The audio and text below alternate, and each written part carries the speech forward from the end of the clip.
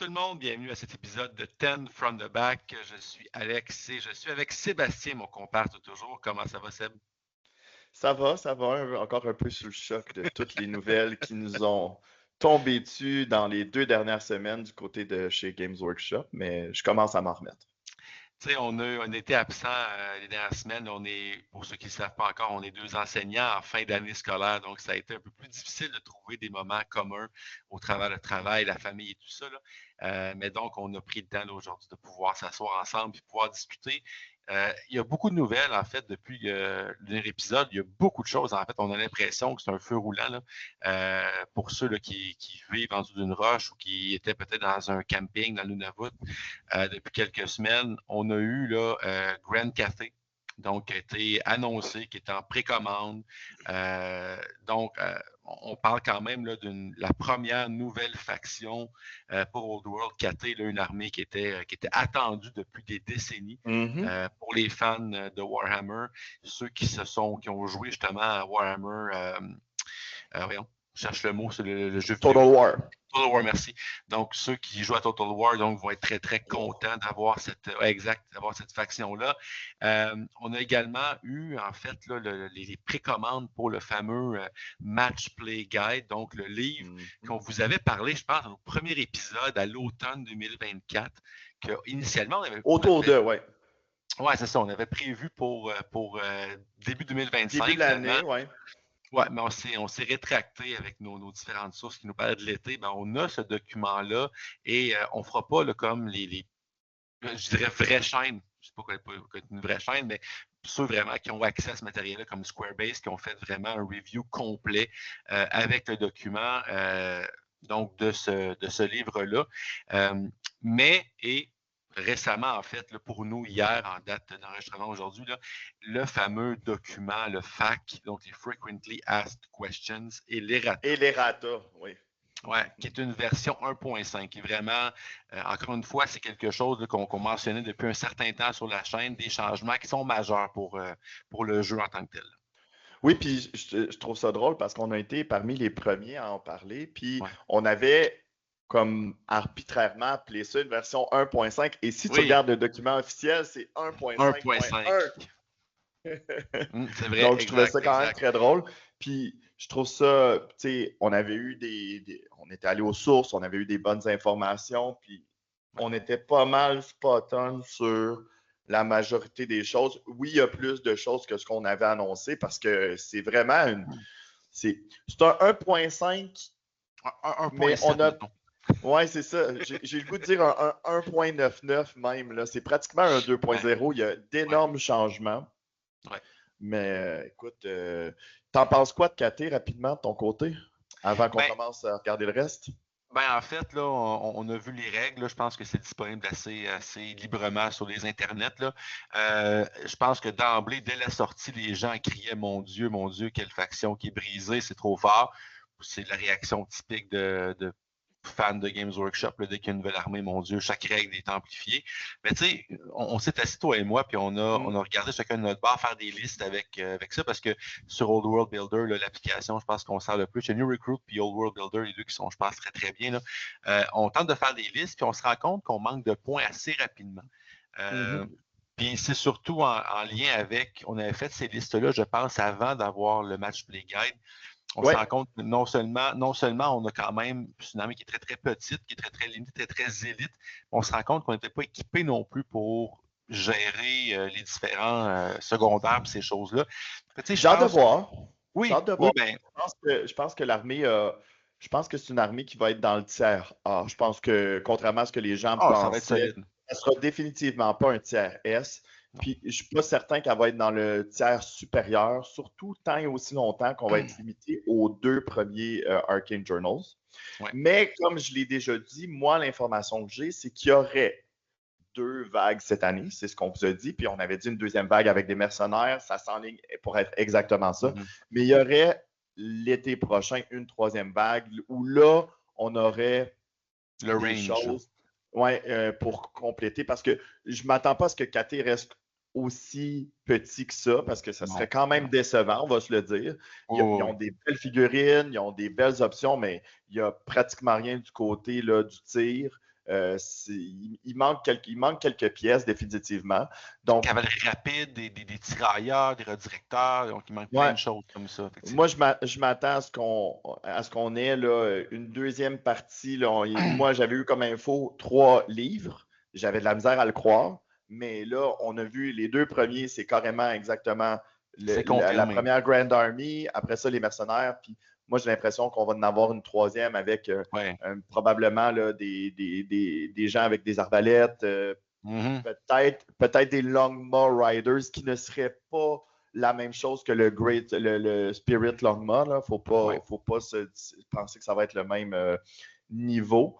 Mais ça va être intéressant de voir. Ça va être intéressant. Oui, je pense que c'est un beau release. Je pense qu'il y a beaucoup de gens qui avaient d'ailleurs, au niveau du magasin canadien sur Games Workshop, je pense qu'en l'espace d'une heure, le bataillon était déjà plus disponible. Donc, je pense qu'il y a un engouement réel. Puis on s'entend, là, moi, ce n'est pas une esthétique qui nécessairement me parle tant que ça. Oui, je trouve ça beau, mais ce n'est pas une armée que je vais acheter personnellement. Mais je reconnais la qualité du design, l'effort, les différents articles qui ont été mis sur Warhammer Community pour décrire le processus créatif et tout. J'ai trouvé ça super intéressant. Donc, bref, moi, je pense que c'est un coup de circuit. J'aime le fait que, encore une fois, attendons de voir quelques mois avant que les gens commencent à les assembler, les mettre sur la table et des résultats des parties dans des tournois. Mais je ne m'attends pas à ce que ce soit une liste qui soit complètement cassée, de par leur manque de diversité, de par également leur... T'sais, les gens disent « Ah, ça coûte rien, ça coûte rien ». On se rend compte que ça coûte assez rapidement beaucoup de points, cette armée-là. C'est, oui, 8 points pour un Jade Warrior, mais les personnages, les upgrades, les items magiques, les canons, à un moment donné, tu ne peux pas tout mettre. Exactement, surtout pas à 2000 points. Sinon, non, c'est ça. Sinon, le Match Play Guide, ça aussi, ça a été leaké par Squarebase. Salut Rob, salut Val. Je pense pas qu'ils nous écoutent, mais c'est pas grave. Surprise. Ben, on est rendu, tu sais, on a quand même joué contre Val des tournois, on a jasé avec Rob aussi. Effectivement. C'est quand même très cool, mais oui, c'est le fun. Mais peut-être d'un coup qu'ils nous écoutent, on ne sait jamais. Mais sinon, qu'est-ce que tu en penses de ce fameux Match Play Guide qui était très attendu lui aussi? Ben, pour moi, c'est un game changer. Il n'y a pas d'autre mot pour décrire ça. Je pense que c'est un. En fait, ce que j'aime beaucoup, c'est que ça propose des changements qui ne sont pas déstabilisants, mais qui sont des ajouts intéressants. Puis ça laisse une belle liberté au niveau des organisateurs de vraiment. Un peu bac de sable, oui. Exactement. C'est exactement ça. Puis, tu sais, je me dis, on regarde. En fait, c'est pas. Contrairement, par exemple, à Age of Sigmar, où est-ce que tu avais, voici, tu as 12 scénarios. Ça comme ça, ouais. Exact, là, tu peux mixer le match, un déploiement avec 1, 2 secondaires, 3 secondaires, si tu veux, des objectifs secrets. Fait que, tu peux avec, c'est très, très simple. Tu n'as pas énormément de trucs, mais c'est que c'est la possibilité de combiner un paquet d'éléments ensemble pour que chaque partie soit différente du déploiement. Les objectifs secondaires, les objectifs secrets, il y a plein de choses qui sont le fun là-dedans. Et je pense que ça va amener justement, j'ai aimé le fait qu'on focus davantage au niveau des secondaires sur les unités qui sont core et qui sont d'un nombre, donc puissance unité de 10. Donc, ça exige. Ça encourage, on va dire comme ça, les joueurs à modifier leur liste, à pas de prendre le minimum de core, une taxe de core. Je pense que le dire, je vais mettre plus d'unités core, un peu moins d'élite. C'est une façon de jouer qui devient intéressante, qui devient viable. Donc, dépendamment du player pack de l'événement, par exemple, qu'on va jouer. Donc, tout ça sont des possibilités intéressantes. Moi, en fait, tout ce que j'aime, c'est qu'on soit capable d'avoir des options ça reste un jeu de kill point. Donc, il faut détruire les unités adverses. Ça reste un jeu de ça, mais on ajoute des possibilités, entre guillemets, encadrées. Je pense que ça rajoute des clés de victoire, dans le fond. Ouais, c'est ça, exact. Le jeu de scénario, puis moi, c'est déjà arrivé, puis c'est quand même une technique, une stratégie qui était valide. Là. Un joueur qui se dit, dans un tournoi de 5 rounds, je peux me permettre de prendre une nulle, je vais me cacher dans le coin, puis je vais t'ignorer tout le long. Exact. Tu ne pourras plus faire ça. Non, exact. Ça devient impossible. Donc, ça pour moi, c'est le fun, parce que ça va dynamiser les parties, parce que ça va forcer les joueurs à trouver des solutions au puzzle qui est en face d'eux autres. Ça, je trouve ça super positif. Il y a des choses que j'aime beaucoup. une des choses que j'aime vraiment moins, c'est l'espèce de composition. Je me souviens plus, il y a le Open Battle, le deuxième tiers qui est comme, hey, c'est Grand Melee. Grand Melee, ouais, Grand Melee. Ah, tu peux juste prendre un niveau 4 puis tu peux pas dépasser 500 points, mais je trouve que, encore une fois, avec tous les changements qu'il y a au jeu, je vois pas la nécessité. Puis il y a beaucoup de gens qui accrochent là-dessus, mais je sais pas s'ils réalisent que tu peux jouer un niveau 4 et deux niveau 3. Ouais, c'est ça, exact. Où est la différence en jouer deux niveaux 4, qu'il y a très peu d'armées qui peuvent jouer d'emblée. Et maintenant, en fait, ce qui est pertinent, c'est que ton impact de ton niveau 4 avec ce qu'on va parler, donc le FAC Errata, versus niveau 3, c'est très, très minime comme impact réel sur le champ de bataille. Là. Un sort. Exact. C'est tout, là. Fait que c'est pas, c'est moins, je trouve que c'est moins d'actualité. Puis même l'autre, je pense que c'est Combined Arms, le troisième, avec une limitation sur le nombre d'unités. Mais encore une fois, c'est pas une imposition. J'aime mieux celui-là. Moi, j'aime mieux un format comme celui-là pour éviter les aberrations qu'on peut voir du genre 16 gyrocoptères ou 12 Razor Gore, ce genre de trucs-là. Ça devient un peu, ben oui, tu peux les tuer, mais c'est un à la fois. Puis, je prends l'exemple des gyrocoptères qui peuvent courir et tirer, puis toujours être hors des arcs de vision. C'est un petit peu moyen à affronter dans certains cas. C'est très, très NPE, Negative Play Experience. C'est pas agréable. C'est pas, qu'on se comprenne, là, c'est pas une armée qui est imbattable. C'est au contraire une armée que soit tu vas. L'autre joueur ne pourra rien faire, soit tu risques de perdre assez lamentablement. Il n'y a comme pas de juste milieu. Donc, c'est surtout que moi, quand je l'ai joué, je l'ai affronté une fois, cette liste-là, j'avais pas l'impression de jouer à The Old World. J'avais l'impression de jouer, moi, à The Old World, puis lui à 40K. 100%. Ce qui n'est pas une proposition super intéressante quand vous connaissez là, le genre de règles d'un jeu par rapport à l'autre. Donc, de ce côté-là, je trouvais ça moyen. Mais, ceci étant dit, on a 3 beaux documents à passer à travers aujourd'hui. Ah oui, c'est beaucoup de stock, là. C'est beaucoup de stock. Donc, attelez-vous, on regarde, on se penche sur les FAQ. Je vais vous partager l'écran. Puis, on va... Mais tout d'abord, en fait, là, avant qu'on passe dans le vif du sujet, toi, tes impressions, c'est quoi? Je sais qu'on va avoir 2 impressions très différentes, toi et moi, puis c'est correct, c'est le fun. Moi, on en a discuté un petit peu. Là. Moi, la plupart des changements pris individuellement, j'ai pas de problème. Mais dans son ensemble, je trouve que c'est une édition qui fait un changement à 180 degrés. Si vous n'aimiez pas la première mouture, puis que vous voulez jouer beaucoup plus d'infanterie, puis que vous voulez que l'infanterie soit plus prévalente, puis que vous n'aimiez pas la phase de magie, bien, vous allez être servi. De mon côté, j'aimais beaucoup les gros monstres, j'aimais beaucoup la phase de magie, et c'est encore viable. ça reste à prouver. J'ai des grosses réserves par rapport à la magie, notamment. Les monstres, je pense que ça va être correct. Ouais. Mais je pense que la magie, ça va devenir anecdotique, puis je trouve ça triste un peu. J'espère me tromper, puis là-dessus, on a 2 opinions qui sont totalement différentes. Ouais. Mais tu sais, moi, j'ai probablement joué avec ma faction secondaire plus de matchs que beaucoup de gens avec leur faction primaire. Moins compris. Puis, exactement. Donc, cette année, j'avoisine les 100 parties. Des sorts qui ne passaient pas même à plus 5, c'était monnaie courante.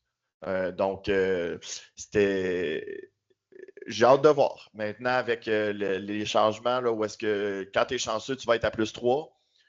Contre certaines armées, tu sais, je regardais, par exemple, des nains qui ont la résistance à la magie de 2 plus dispel à 3. Un de base. Ouais, mais tu sais, sur l'unité que tu vas vouloir vraiment avoir besoin que ça passe, souvent, ça va être...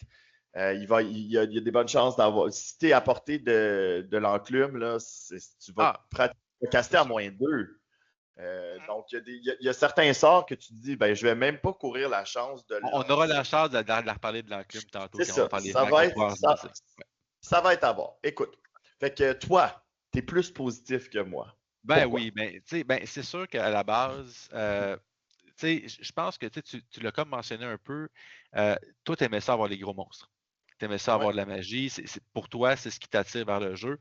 Ben, moi, c'est sûr que ce qui m'attire vers le jeu, c'est davantage les unités. C'est l'idée de mettre des soldats à pied, d'avoir des nains armurés. Pour moi, ça me parle. Fait que c'est sûr que j'avais l'impression dans les autres éditions dans les autres éditions, jusqu'à là, 2 jours, que c'était pas nécessairement viable. C'était toujours un uphill battle. Euh, C'était pas qu'est-ce qui était mis de l'avant, puis on jouait contre des armées, justement, que tu dis, bon, ben, tu sais, normalement, on va en avoir, tu sais, on va jouer contre des guerriers du chaos, ben, il va y avoir des guerriers du chaos. On va jouer contre de l'Empire, il va y avoir des blocs d'infanterie. Tu sais, ce que moi, je visualise comme étant où on joue contre des Tomb King, on joue contre des rangs de squelettes, ou, tu sais, je m'attends à voir, justement, tu sais, des grandes unités, des armées. Tu sais, une des choses qui m'avait éloigné d'Age of Sigmar, c'est le fait que ce feeling-là de jouer des armées était parti. Des armées qui peuvent avoir, tu sais, entre 4 et 15 modèles, puis être viable, pour moi, ça ne fait pas wargame. Je comprends. Là, j'ai l'impression que sans être la seule façon de jouer, je pense que c'est une façon qui est viable. Puis je pense que ça va contenter plus de joueurs comme ça. Tu sais, je pense que les monstres, on va continuer à en voir, puis c'est encore très, très d'actualité. La magie, c'est sûr que je ne suis pas l'expert en magie, mais Je tiens à rappeler pour nos auditeurs qu'Alex joue 2 armées qui n'ont pas de magie normalement. Donc, oui, tu as l'enclume ouais, du destin, c'est ça, voilà. mais sinon, il jouait les Knights of the White Wolves. Donc, c'est Ouais, c'est pas ça. vraiment une référence. Non, mais en même temps, je veux dire, il y avait. Tu sais, même si je ne joue pas des armées avec beaucoup de magie, tu sais, je peux voir des parties, j'ai fait des tournois, j'ai vu beaucoup, j'ai regardé beaucoup. Et tu es quand même habitué de la subir, veux pas. Donc, Oui, c'est ça ça. là-dessus. Puis, C'est tu sais, ça. je veux qu'on se comprenne, tout le monde. J'étais pas en défaveur de certains changements au niveau de la magie. Je pense qu'il y avait au niveau des sorts beaucoup d'irritants, notamment Pillar of Fire, Travel Mystical Pathways. Je trouve juste que, puis c'est mon impression, c'est que tout ce qui était un petit peu à ajuster a été ajusté en double, à mon avis. Hein? On n'est pas obligé d'être d'accord. Donc, c'est là un petit peu mes réserves. Fait que je te propose qu'on plonge tout de suite parce qu'on a beaucoup de matériel à voir. Fait Ouais. qu'on commence avec tout ce qui touche le livre de règles. Ouais. Premier changement, maintenant, pour avoir un close order bonus de résolution de combat, tu dois avoir Unit Strength 10 ou plus. Donc, concrètement, tous les dragons, sauf le dragon du chaos, le perdent et tous les monstres qui l'avaient le perdent aussi. Donc, ça aide beaucoup l'infanterie. Un changement que je trouve positif là-dessus, j'ai rien à dire. Ouais. Positif et logique dans le sens que close order, tu sais, un monstre soit closer avec lui-même, je trouvais ça un petit peu comme un peu bizarre. Mais oui, c'est sûr qu'il va y avoir des impacts au niveau de la viabilité de ces monstres-là qui perdent 1 de résolution de combat à chaque fois. C'est pas banal, mais en même temps, je pense que c'est quand même une certaine logique. Puis des unités, donc, tu sais, pour avoir un close order 10, OK, tu sais, c'est pas un bonus qui va être aussi facile et accessible qu'on va voir aussi souvent. Mhm. Ensuite, un changement au vortex qui est, dans le fond, que quand tu bouges, tu dois le bouger de la plus petite distance possible dans la direction, s'il peut être placé sur le champ de bataille sans toucher d'autres modèles. Donc, je ne vois pas vraiment c'est quoi que ce changement par rapport à ce qu'on jouait. Donc, on Ben, peut passer rapidement ben, là-dessus. de la façon dont je le vois, c'est que tu ne pourras pas avoir le même vortex qui va traverser l'armée. Par Non, exemple, c'est pas ça que ça dit. Dans le fond, la seule chose ben, que ça dit, c'est que si c'était pour terminer son mouvement sur une unité, tu dois juste le faire sortir. C'est la seule chose que ça dit. ouais, c'est ça. Mais la différence que je vois, puis en le relisant, c'est que maintenant, tu n'es Alors, pas obligé de suivre la direction initiale. Tu dois le bouger dans la plus. hey, Ok, je comprends ce que tu veux dire. Dans non, non, c'est dans ça. n'importe quelle direction, mais du plus petit mouvement Pour pas possible, qu'il touche le modèle. tout en restant sur le champ de bataille. Mhm. Fait que ça Donc, veut ça ne dire pourra que pas faire que ça sort, et ça ne pourra mais pas ça. faire non plus que tu traverses l'armée. Parce que dès que je touche une unité, après Ouais. ça, je dois le mettre sur le champ de bataille et sans que le gabarit ne touche une autre unité. Fait que même si normalement, avec la direction, ça traverserait l'unité qui traverserait l'autre unité, mais je vais le sortir pour que je puisse placer le Ouais, gabarit. Donc, ça, c'est un changement qui est majeur, moi, je trouve. Là. Le fait ouais, que ouais. les vortex peuvent J'avoue traverser. que Là. je l'avais pas vu comme ça, puis tu as tout à fait raison. Avec toute l'information avec laquelle on a été Ouais. bombardé dans les dernières 48 heures, c'est normal d'en avoir manqué, mais Ben effectivement, oui. donc l'efficacité des vortex vient de diminuer drastiquement. On va se dire la vérité, là. Et Pillar of Fire. Principalement Pillar of oui, Fire. mais je trouve ça malheureux en un sens, parce que les vortex, déjà, t'es tellement chanceux quand ils s'en vont dans la bonne direction que bon. Écoute, je pense que c'était Pillar, mais Pillar a été changé de toute manière. Donc, Ouais. encore une fois, pourquoi l'avoir changé en double à suivre? Ben, encore une fois, c'est que ça devient un standard pour de futurs sorts de vortex qui vont sortir. Tu sais, c'est comme un genre. Moi, honnêtement, je trouve ça correct que ce soit pas justement qu'un vortex qui bouge de 3 pouces se ramasse 30 pouces plus loin en dévassant l'armée au complet. Moi, ça, je trouve ça très, très bizarre comme feeling. Fait que, tu sais, je Oui, comprends que, ben, c'est récompense le positionnement, puis le ci, puis le ça ça. pouvait être évité, exactement. Là. Mais À part moi, je pour pense que le Pillar, c'était pas tant un enjeu que ça. Mais écoute, c'est correct. ouais. La magie, les gens n'aimaient pas ça, fait qu'on s'assure que ça va être vraiment Bon, mauvais pour la suite bon, des bon, choses. Bon. bon, bon, bon. Pour ceux qui nous écoutent, là, ça va être le ton qui va être donné pour les prochaines 45 minutes. Là. Bon, pour lancer des sorts maintenant, les Parlant magiciens de magie, sont limités. Ah, ben là, on est dans la magie pour commencer. c'est Hein. ça que je dis. Euh, Oui. les magiciens sont limités à leur niveau de magicien pour le nombre de sorts qu'ils peuvent Ouais, lancer par tour. Donc, ça, c'est un beau changement parce qu'il ouais, y a plusieurs mages qui avaient accès notamment là, à un spell familiar pour connaître un 5e sort, qui est dans le cas des mages de niveau 4. Ben, maintenant, t'en connais 5, mais tu peux en lancer seulement 4. Puis honnêtement, je pense pas que ça va faire un bon. si gros changement que ça, parce qu'il y a beaucoup de sorts qui sont situationnels, puis des fois, tu te dis ça vaut même pas la peine de l'essayer, mais je pense que ça va avoir plus d'impact au niveau des mages, peut-être niveau 2, qui prenaient un spell familiar. Là, tu avais les 3 bons sorts, il va falloir que tu en choisisses 2. Ouais. C'est correct. Oh oui. Puis le gros changement, c'est Ouais. que pour lancer les sorts maintenant, le niveau de mage est divisé par 2. Donc, un mage niveau 4 a seulement un bonus de plus 2, le même qu'un mage de niveau 3. Ouais. Et les mages de niveau 1 ont un bonus de plus 1, tout comme les mages de niveau 2. Et c'est la même chose pour la dissipation. On va le voir plus tôt, là, mais on va y aller rapidement. Là. Donc, Exact. la magie, beaucoup plus difficile de passer les sorts. Vous allez le voir, surtout avec le fait qu'il n'y a pas eu de changement à la résistance à la magie. Ben, comme vous avez dit, c'est le gros changement, je pense, pour diminuer quelque part là, Puis encore là, moi, c'est sûr, encore une fois, je vais te laisser complètement le champ là-dessus dans le sens que moi, je trouve que des sorts qui sortent à 14-15, moi, j'en ai vu beaucoup. C'est anecdotique, c'est sûr. Mais, tu sais, je me dis, est-ce que le 2 différences va changer complètement tout? C'est sûr que oui. C'est sûr que Oui, mathématiquement, il va y avoir moins. oui. C'est sûr que oui. Je ne m'assisterai pas là-dessus. Ce sont des faits objectifs.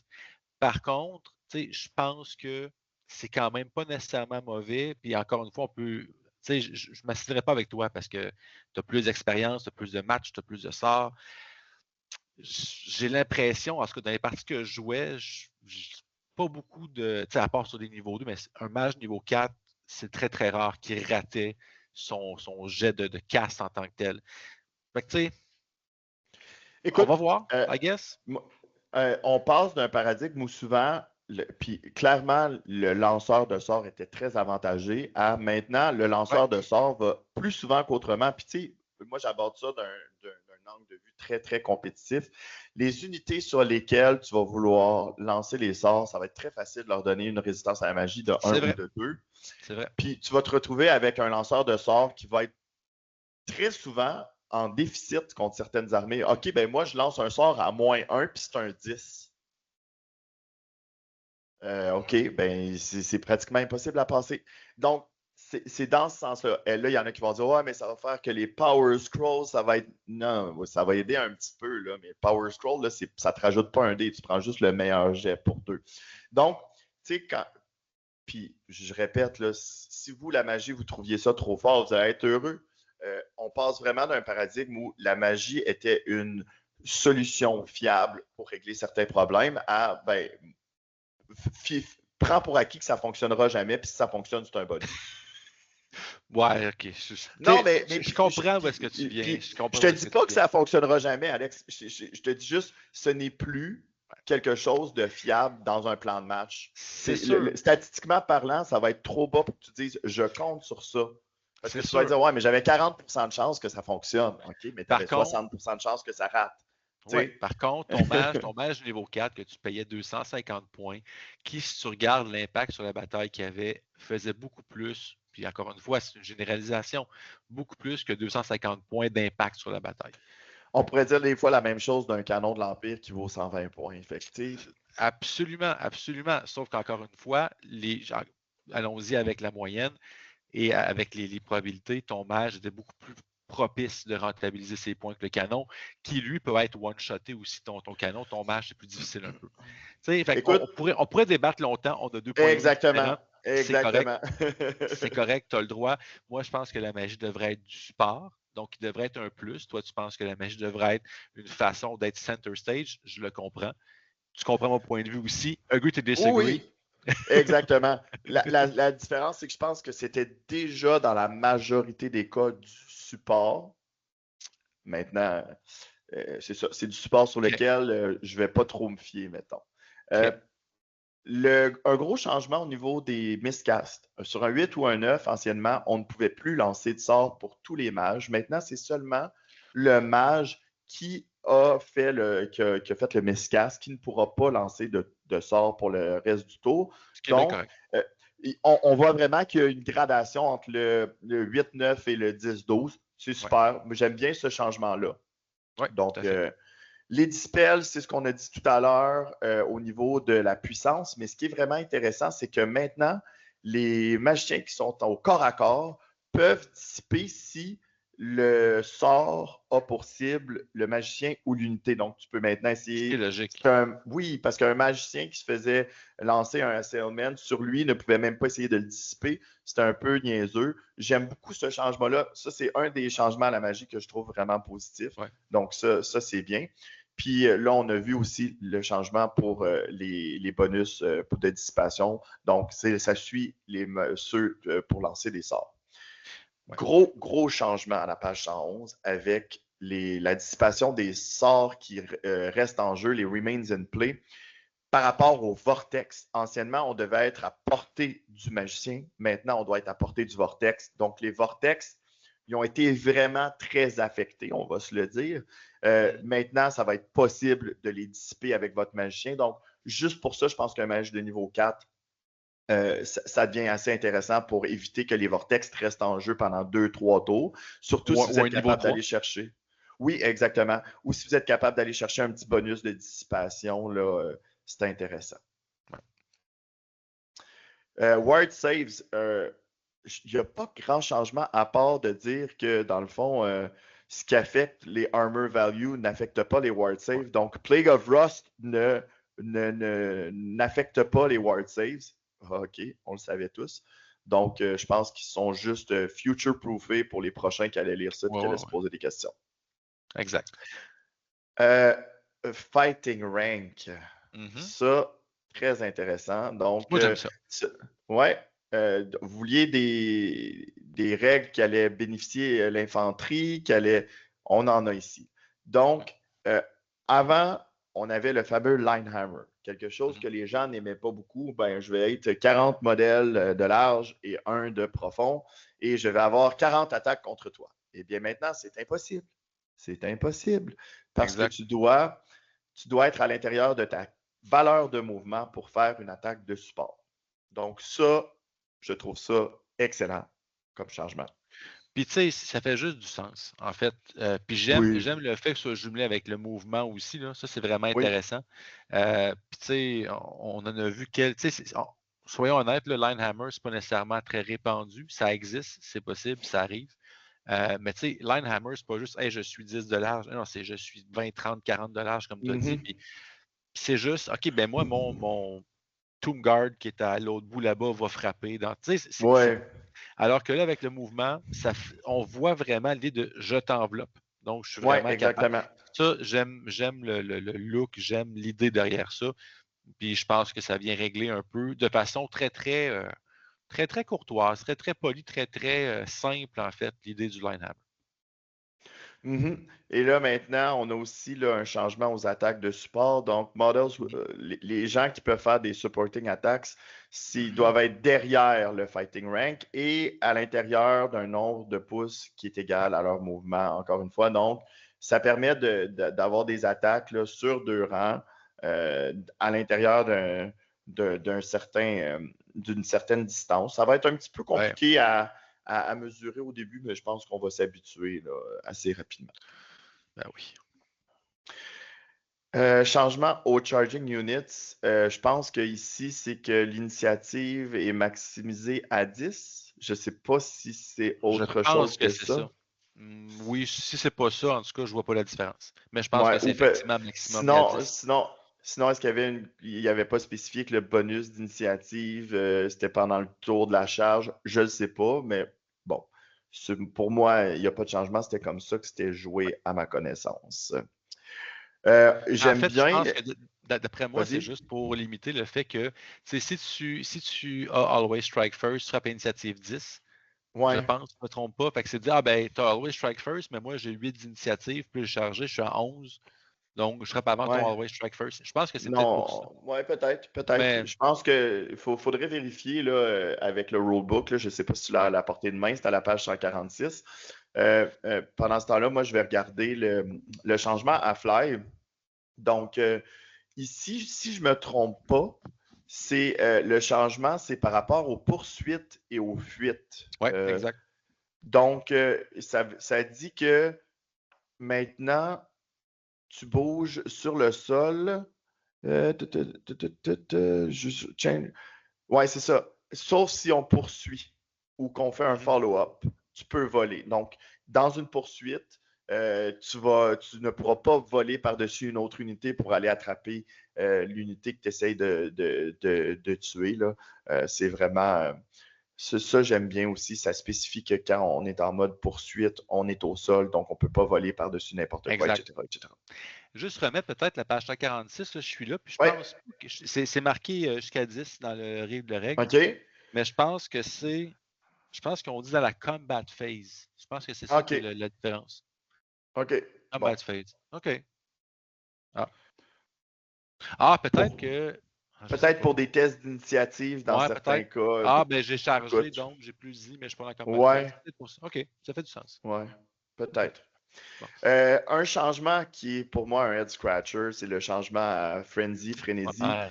Celui-là, des unités qui étaient frénétiques, c'était déjà pas terrible. Ben maintenant, c'est encore pire parce que l'attaque additionnelle n'existe que quand on fait un mouvement pour suivre ou une charge. Donc, c'est malheureux, Ouais. mais Frenzy est encore plus mauvais qu'il ne l'était.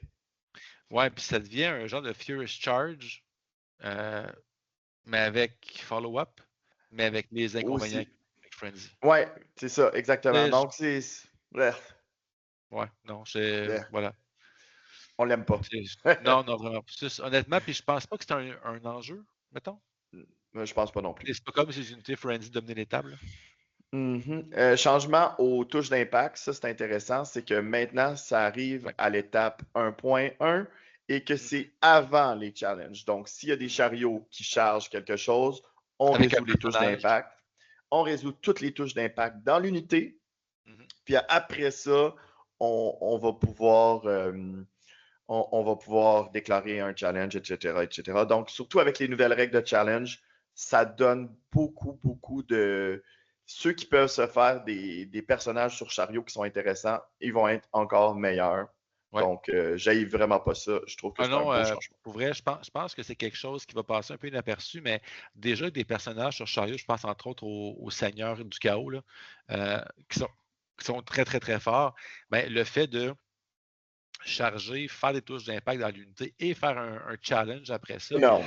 Énorme. Non, c'est vraiment, je trouve que ça passe inaperçu, mais je pense que ça va être très, très bien utilisé par certains joueurs. La règle impétuosité, donc énorme changement, c'est maintenant un test de leadership, donc c'est beaucoup moins Ça reste du invalidant. Exactement. Donc, c'est beaucoup moins invalidant que ce l'était, là, surtout avec la possibilité d'avoir assez facilement accès à un leadership de 9 dans la plupart des armées qui ont Impetus. C'est vraiment bon. Tout à fait. Gros changement au large target, aux grandes cibles. Anciennement, tout le monde pouvait les tirer, mais ce n'était pas l'intention selon les testeurs à qui j'ai pu parler. Et on a une règle qui, je trouve, est plus intéressante. Ça va aider par ailleurs les grandes cibles à survivre au tir de volume, là, des fameux blocs qu'on voyait là, de 90 ou 60, là, que ce soit des gobelins de la nuit. Je ne pense pas qu'on va les voir aussi souvent, en tout cas. Il y a quelques armées qui peuvent peut-être les faire fonctionner, mais j'ai des réserves. Donc, maintenant, ça nous permet de tirer avec un rang additionnel sur une grande cible, donc en 2 rangs. Et si on est sur une colline, ben, on pourrait avoir 3 rangs. Donc, c'est beaucoup moins de volume de feu sur les grandes cibles. Donc, ceux qui avaient de la misère à se rendre avec leur Mangler, avec même, je pense, avec des géants, d'autres, des spawns, parce qu'il y avait les fameuses Poison Stars, eh bien, vous avez reçu un double coup de main entre ça et l'autre changement. Oui, exact. Ben, et on arrive à l'autre changement qui est, et là-dessus, il y a un gros débat sur les internets. Là. La vérité, là, c'est que quand tu roules un 6, tu les mets de côté, puis ces dés-là, tu les relances, puis là-dessus, mettons, tu en as eu 5, sur les 5 dés que tu lances, tu mets plus 2. Tu ne peux pas choisir sur quel dé tu mets ton plus 2. Si tu penses ça, ben, tu es une personne encore plus mauvaise que moi. Que je ne veux pas affronter. Non, c'est ça. C'est ça, c'est juste pas compliqué. Là, tu roules, j'ai roule 12 attaques, j'ai 2-6. Ben, 2 de mes attaques, j'ai plus 2 pour blesser. That's it. Exactement. Puis, tu sais, juste qu'on se comprenne, là, il n'y a aucun débat possible dans le cas d'un modèle d'une figurine qui a une seule attaque. Parce que ça dit, juste le voir, là, for each roll to hit of a natural 6, a model, donc une figurine qui a poison attacks, they may apply a +2 modifier to one of their rolls to wound. Donc, la plupart des figurines qui ont poison, en ce moment, ils ont une attaque. Donc, c'est sur celle-là en particulier. Mais il y a quelques petits cas de personnages ou d'unités qui ont plusieurs attaques. Et là, les gens disent, oui, mais je peux choisir sur lequel parce que c'est dit sur un de mes jets. J'ai comme l'impression que c'est encore le stagiaire chez Games Workshop qui a un petit peu... mettons, ce serait un petit peu de dire, ben, garde, j'ai une unité pour X raison que j'ai des hand weapons, puis j'ai un modèle qui a une great weapon, qui a plusieurs attaques. Bon, ben, j'ai des 6, ben, je vais les mettre sur ma great weapon. C'est une genre d'affaire de même que ça ne fait pas de sens. Puis... Mais de toute façon, cette figurine-là est déjà supposée lancer ses jets séparément. Ben, c'est ça. Pour moi, c'est ça. T'sais, moi, les poisons, tu les prends, tu les roules, puis tu appliques tes plus 2 sur ces dés-là, pas sur un mélange des deux, puis tu choisis sur lequel tu le mets. Exactement. Là, on est rendu à la règle du débat. Là. Ça fait un réel débat. Là. Ben, il n'y a pas de débat sur comment c'est écrit. Non, en gros, on vous résume. On vous résume. Maintenant, la régénération, c'est dès qu'il y a une wound qui est perdue, donc dès que tu perds un point de vie, mais avant d'enlever des modèles, tu peux faire ta sauvegarde de régénération. Donc, tel qu'écrit en ce moment, qu'est-ce que ça donne? C'est que si tu perds un point de vie parce que tu as un test de terrain dangereux, ben, tu peux utiliser ta régénération. Ou unstable. Si tu es unstable et que tu perds le combat par 5 et que tu perds 5 points de vie, eh bien, tu peux faire 5 tests de régénération.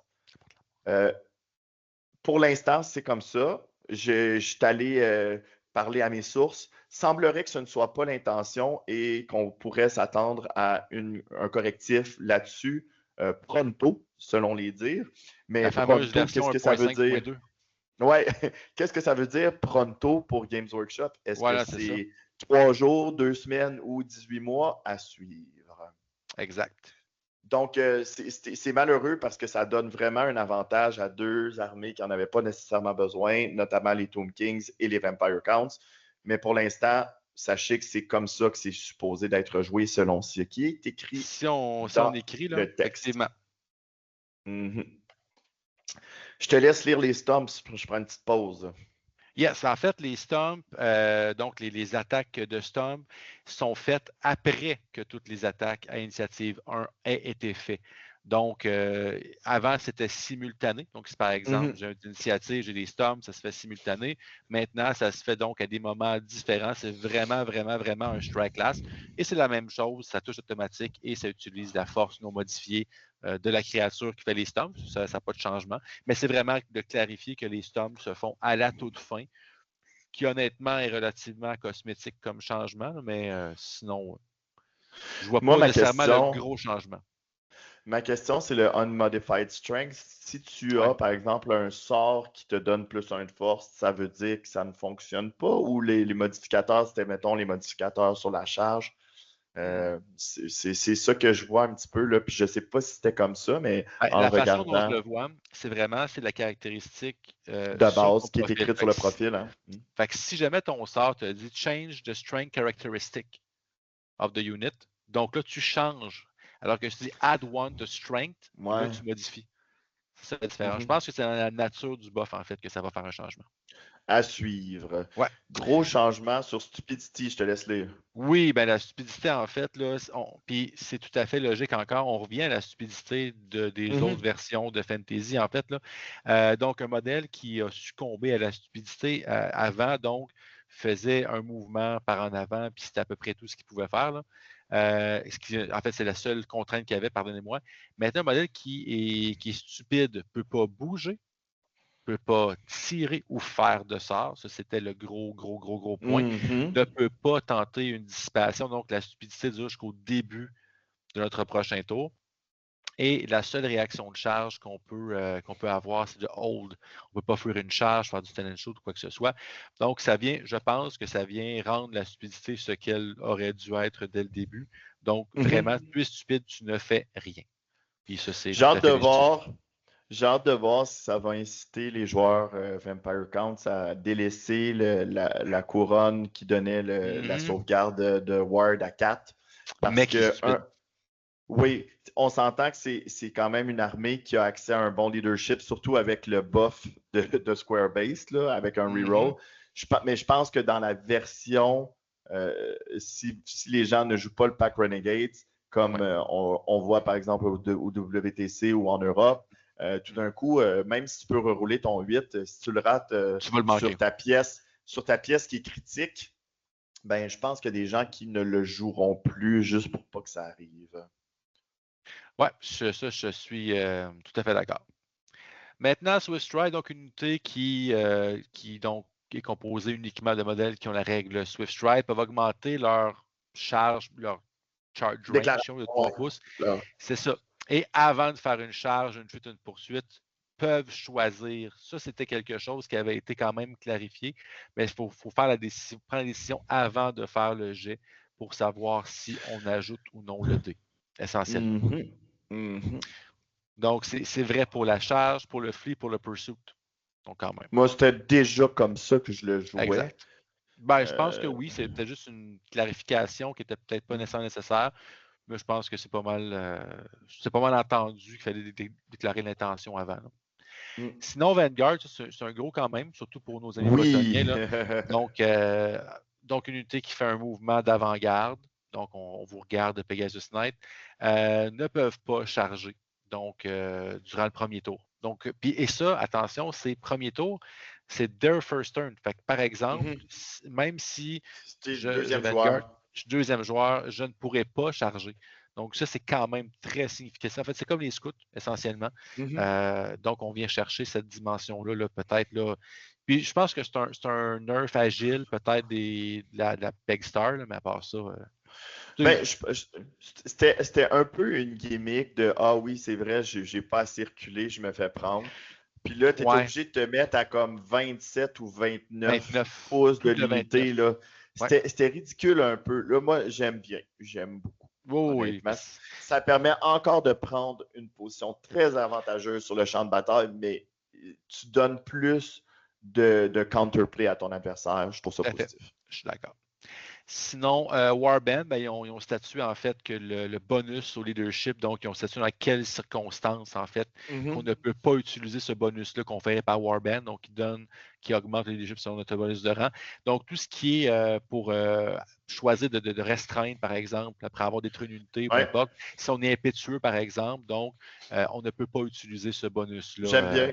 Ben, tout à fait, c'est tout à fait légitime aussi. Là. Un petit bonus intéressant, un petit ajout intéressant, je pense, qui est tout à fait logique à ce niveau-là. Quick turn, sinon, pour les unités qui ont open order, donc on ne peut pas faire le quick turn, le tour gratuit, si on veut, si on a fait une marche forcée.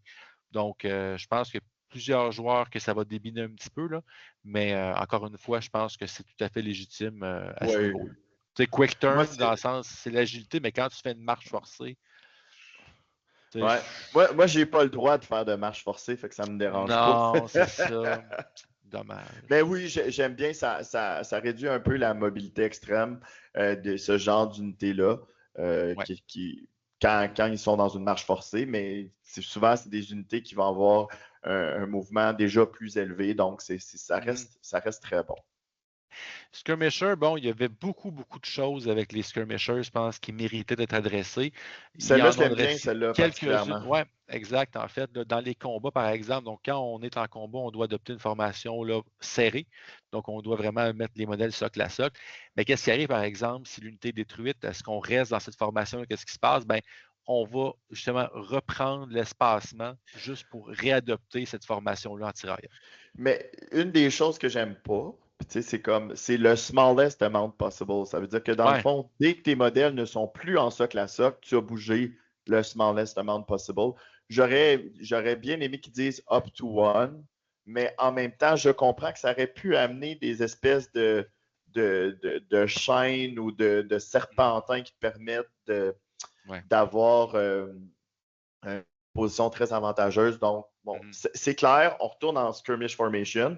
Donc là, tu n'as pas besoin de changer de formation. Puis, ben, tu n'es pas en socle à socle, mais tu vas avoir un poil de barbe entre chaque figurine et c'est tout. Oui, exact. Fait que j'ai encore une fois, tu sais, à quel point ça va être pertinent, je ne sais pas. Là.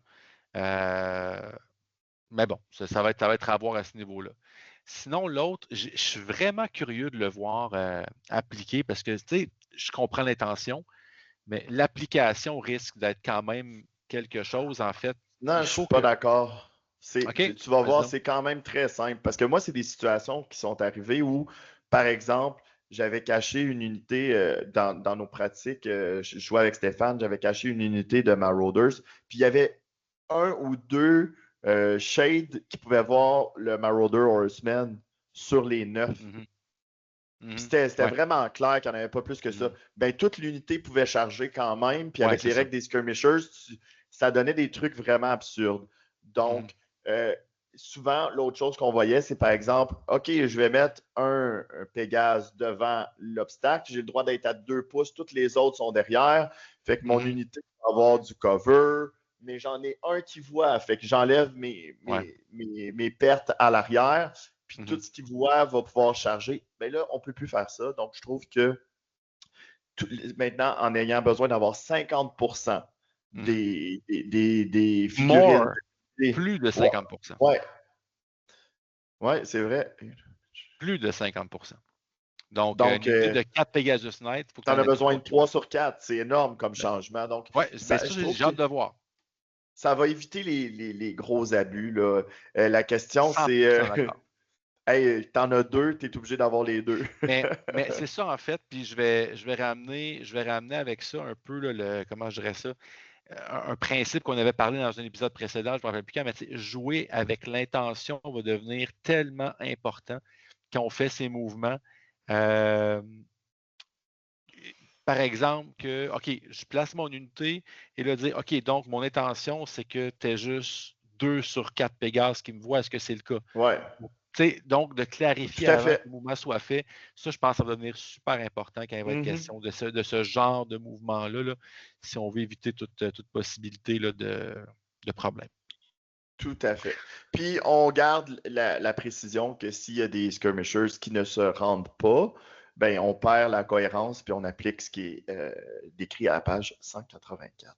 Exact. Là, on tombe Ah ouais, là, on gros changement. tombe dans ce que j'aime. Là, on tombe Les parties dans ce qui me plates. fait plaisir. Non, non, non, non, non. Tu sais, pendant longtemps, on le disait, il faut make infantry great again, là, MIGA, là. Mais je pense que ces trois règles-là, puis ça va se dupliquer pour l'heavy infantry aussi, là. Je pense que ça va rendre l'infanterie non seulement jouable, mais qu'il va pouvoir vraiment faire une différence sur le champ de bataille, combiné au fait que les secondaires, entre autres, s'ajoutent pour les unités corps de 10 de puissance d'unité dans les scénarios. Je pense que ça va redonner un peu de l'infanterie de base son moment de gloire, là. Donc, les trois, je vais en rafale parce que je vois le temps de l'épisode, puis je vois, je vois où est-ce qu'on est rendu, puis On a encore beaucoup c'est de ça, on va matériel. essayer quand même d'augmenter un petit peu. Mais essentiellement, Press of Battle, c'est vraiment intéressant, en fait. Quand une unité d'infanterie qui ne charge pas, les modèles du deuxième rang sont comptés dans le fighting rank. Donc, on va pouvoir attaquer, faire des attaques de support si on veut, là, pour ne pas dire ce mot-là, mais dans le sens qu'il n'aura pas ses pleines attaques parce qu'il n'est pas en contact socle à socle. Donc, si j'ai 2 rangs de 5 figurines, ben, j'ai 10 figurines qui sont dans le fighting rank. On frappe sur 2 rangs essentiellement. Si on a fight in extra rank, ça va être 3. Donc, et ainsi de suite. Fait que ça, c'est une règle intéressante, donc qui va donner un peu, peut-être une chance contre des cavaleries monstrueuses, d'avoir peut-être plus de dommages potentiellement. Mass Infantry, très simple. Si on outnumber, si un côté a une plus grande puissance d'unité que l'autre, puis qu'il y a au moins une unité d'infanterie, donc on peut avoir une résolution de combat de +1 pour être plus nombreux que l'adversaire. Donc, pas obligé que toutes les unités soient de l'infanterie, mais dès qu'il y en a une qui remplit ces critères-là et qu'on a une plus grande puissance d'unité, ben, on va avoir le +1 combat resolution. Et celui que je tripe beaucoup, parry. Donc, on ramène une vieille règle des éditions précédentes. Donc, avoir un bonus avec une arme de base et un bouclier, le fameux sword and board qu'on voit souvent sur les internets. Donc, +1 de sauvegarde et c'est habilement maximisé à 3+. Pourquoi? Mais pourquoi les Iron Breakers auraient un bonus? Hein? On se le demande. Donc, parce qu'ils n'en ont pas besoin. Ils sont tellement bien sur les étagères. Bref, ces règles-là s'appliquent à tout ce qui est l'infanterie régulière et l'infanterie lourde, mais pas à l'infanterie monstrueuse. Donc, c'est quand même, juste ça, ça rend des blocs d'infanterie pour ceux qui aiment jouer avec l'infanterie vraiment intéressant. Ça leur donne vraiment un but, des habilités, puis un rôle défini, je pense, dans les batailles. Weapon of War, changement qu'une machine de guerre peut faire un pivot gratuit avant et de un tirer follow-up. et peut faire un follow-up tel que normal. Exactement. Sinon, vas-y.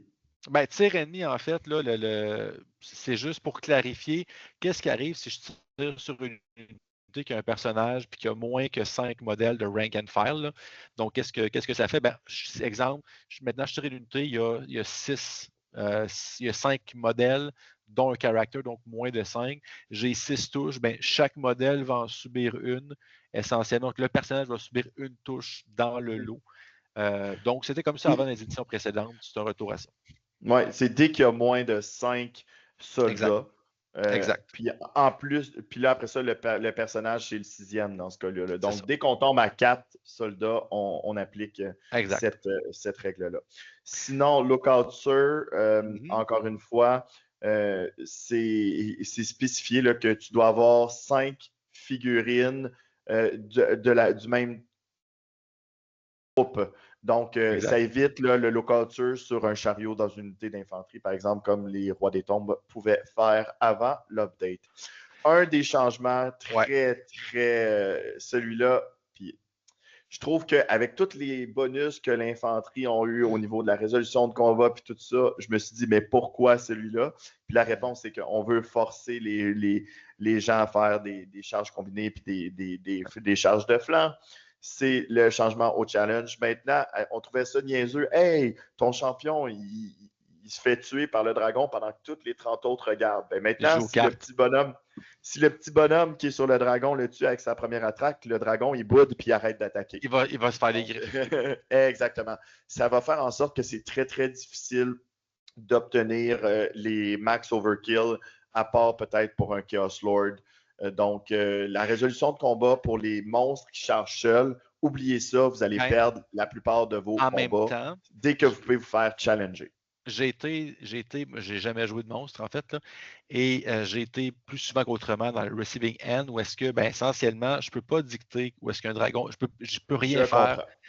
et de dire, ben, OK, ben, moi, mon dragon va aller dévisser ton unité qui est là, puis tu ne pourras rien faire. T'sais, fait que là, ça vient au moins mettre un genre de doute, comme tu dis, combiné avec la charge, une petite unité de chien pour prendre le challenge pendant que le dragon. Il y a des mécanismes, mais c'est sûr que Comme je c'est te plus. dis, on tombe d'un extrême. Puis, je ne suis pas en train de dire que l'autre extrême était bien. Je veux qu'on se comprenne. Il y avait des Ouais. problèmes avec la mécanique de challenge. Mm-hmm. On va complètement à l'autre. Et en plus, on a donné plus. Tu sais, en partant, on a enlevé Close Order à presque tous les dragons. Et on a donné Outnumber à l'infanterie. Fait que c'est un swing de résolution de combat de 2. Ouais. Ce qui faisait déjà en sorte que même avec le maximum overkill, Mm-hmm. c'était compliqué. Tu allais perdre Ouais. la majorité de tes combats. Ben là, maintenant, tu vas perdre la majorité de tes combats. Donc, est-ce que c'est une bonne ou une mauvaise chose? On verra. Ce n'est pas un changement que j'aime, mais c'est très fortement teinté parce que j'aimais jouer, je le sais. Si vous aimez jouer de l'infanterie, vous allez vous réjouir, vous allez être heureux. Ou de la cavalerie, même chose. Mm-hmm. Donc, le changement aux flails, aux fléaux, je trouve ça intéressant. Ils ont rajouté une spécification que c'est seulement, avant c'était seulement sur le premier tour de combat. Ouais. Maintenant, c'est Là, seulement c'est sur un tour de charge. Donc, c'est moins bon. C'est moins bon qu'avant. Ouais. Parce que ça arrivait souvent que moi, je me faisais charger, mais j'étais comme, ah, j'ai un flail. Puis moi, je le joue parce que dans les Toon Kings, des fois, il me manque un point pour avoir un Great Weapon. C'est la deuxième meilleure option. Ben maintenant, si je n'ai pas chargé, je n'ai pas de bonus. J'ai seulement le bonus de pénétration d'armure, ce qui n'est pas mauvais, mais c'est un petit peu moins bon. Gros changement au niveau de la page 213 quand on n'a plus d'une arme de combat, c'est qu'on peut choisir à chaque tour maintenant. Ouais.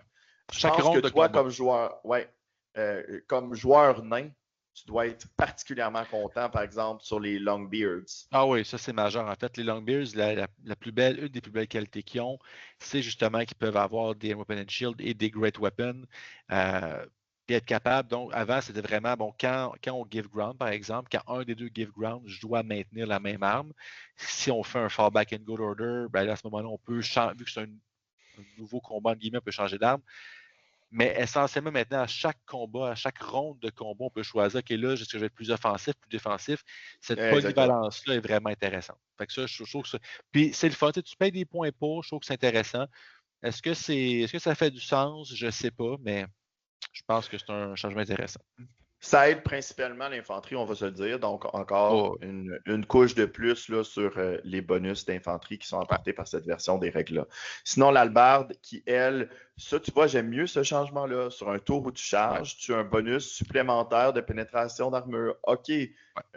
Je pense que c'est plus intéressant que le changement qu'ils ont fait pour Morningstar et Flail. Et là, on voit là, pour le Morningstar, c'est exactement la même chose que sur Flail. C'est seulement sur un tour où tu as chargé. La lance, c'est intéressante. Ça, c'est intéressant dans le sens que, tu sais, souvent, bon, je charge avec une cavalerie où j'ai fait un mouvement de poursuite, donc je compte comme ayant chargé. Le tour suivant, une unité me charge à mon flanc. Bien, le modèle, par exemple, qui a chargé, le cavalier qui a chargé, son bonus de force avec sa lance s'applique sur l'unité qui l'a chargé et pas sur celui qui vient de le charger. Donc, c'est tout à fait logique, puis un très bel ajout, je pense, une belle touche. J'aime bien. Ouais. La valeur d'armure maximale, rapidement, l'infanterie, la cavalerie, 2+. Et sinon, tout le reste, c'est 3+. Encore un petit nerf pour les monstres. Encore une fois, je trouve que c'est correct. Oui, c'est un peu dommage pour certains monstres là, qui en avaient vraiment besoin. Je pense à la Wyvern qui a un output un petit peu plus bas. Mais pour les dragons, c'est une bonne chose. Ouais. Sinon, changement au niveau des calculs de points de victoire maintenant. Dès qu'on est réduit à 25%, et ce n'est plus below 25%, ou à 25% des points de vie de départ, dans le cas, par exemple, d'une figurine comme un dragon ou un monstre, on donne 50%. Anciennement, c'était quand tu étais à 25, tu donnais 25. Donc, c'est même below 25, c'est en bas de 25. Oui, exactement. C'était sous 25. Donc, Par exemple, tu jouais 4 Pégases, puis tant qu'il t'en restait un, tu ne donnais aucun point de victoire. J'aime beaucoup, beaucoup ce changement-là. Ça va vraiment changer. Ça vaut encore la peine de préserver les points, mais maintenant, au moins, si tu en as tué 3 sur 4, ben, tu vas être récompensé. Pillar of Fire, qui était un des main offenders des règles précédentes, c'est maintenant un scatter comme tous les autres vortex du jeu. Sinon, il n'y a pas de changement. Outre le fait qu'on a vu qu'on ne pouvait pas passer à travers 15 unités. Exact. Donc, je pense que c'est passé d'un sort qui était complètement game changer quand tu pouvais en jouer plusieurs à ben c'est bon, mais sans plus. Oui, c'est bon ça. Surtout qu'avec une valeur de 9 pour le lancer, ce ne sera pas facile. Non. Là, on va avoir plusieurs sorts qui ont baissé de valeur de lancement pour refléter justement le moins de bonus qu'on peut aller chercher. On ne fera pas le tour de tous ces sorts-là, là, mais essentiellement, on voit quand même plusieurs de ces sorts-là qui vont subir. Un qui est important, c'est Arcane Urgency, passe de 10 à 9. Curse of Cowardly Flight, c'était pas vraiment quelque chose que les gens lançaient. Steeds of Shadow qui tombe à 8+, plus facile d'avoir le puis Demonic Vessel qui passe de 10 à 9 aussi. Changement de Vortex of Chaos, je le prenais jamais honnêtement, donc je pourrais pas dire c'est quoi. Ouais, je pense que c'est ça avant de choisir. Écoute, c'était pas un très, très bon sort. Donc, non, je pense que c'est la partie qui est ici là maintenant, c'est que les vortex, ça, c'est quelque chose de positif par rapport aux vortex. C'est qu'anciennement, si tu étais une unité qui rentrait volontairement dans un vortex, tu ne subissais pas les effets négatifs des dégâts. Maintenant, c'est dit que si une unité, ami ou ennemi, bouge à travers le gabarit, tu vas subir des 6 plus 1. J'ai toujours joué comme ça que je subissais les dégâts. Ben écoute, je pense que tu jouais l'esprit des règles, mais moi je peux te dire que j'en jouais des vortex, puis je me disais ça sert jamais à rien parce que de toute manière, il scatterent jamais dans la bonne direction, puis après ça, tu peux passer au travers. Donc, changement de valeur aussi pour lancer Infernal Gateway, Flaming Sword, qui est probablement un des pires sorts du jeu. Summon Elemental Spirit qui a le même changement que les autres vortex. Tous les vortex, en fait, c'est ça, effectivement. Earthen Rampart, gros changement, c'est maintenant un 9+, plutôt qu'un 10+, puis on va voir dans la FAQ tantôt qu'ils ont aussi clarifié là, Defending a Low Linear Obstacle, donc meilleur sort défensif du jeu.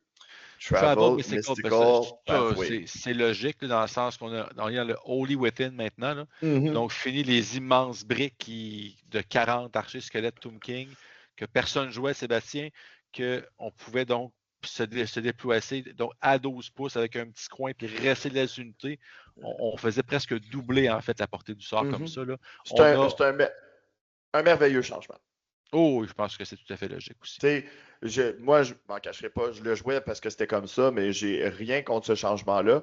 La seule chose que je me dis, c'est qu'avec la disparition des Poison Stars, le main offender, encore une fois, a été comme touché doublement. Je pense que de toute manière, maintenant, on va le voir sur d'autres petites unités plus petites, où est-ce que là, le Completely Within 12 risque de quand même permettre de sortir des lignes de vue, d'être bien placé, d'avoir une belle posture là, pour tirer. Je pense par exemple à une unité d'Ushaptis sur qui ça peut être encore un excellent sort pour se placer là, hors de l'arc de vision ou permettre un stand and shoot comme réaction. Donc, ça va rester un très bon sort, pas facile à lancer, surtout avec les bonus qui ont baissé, mais qui va être beaucoup moins abusif. Surtout, là, je ne commencerai même pas à parler des abus possibles avec des tirailleurs. C'était horrible. Exact. Shield of Safari tombe à 8+, Confounding Vocation tombe à 8+, Miasmic Mirage passe de 11 à 10. Écoutez, si vous lancez Miasmic Mirage dans les prochains jours, là, autre que sur un double 6, appelez-moi pour me le dire. Bon.